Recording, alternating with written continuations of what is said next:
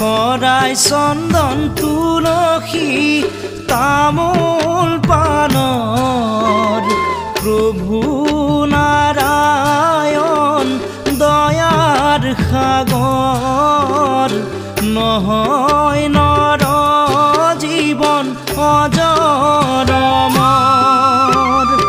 আহি পালো পৃথিৱী জীয়াই থাকিম বুলি নহয় দেহা শ্যামন্তক মণি ঐ নহয় দেহা শ্যামন্তক মণি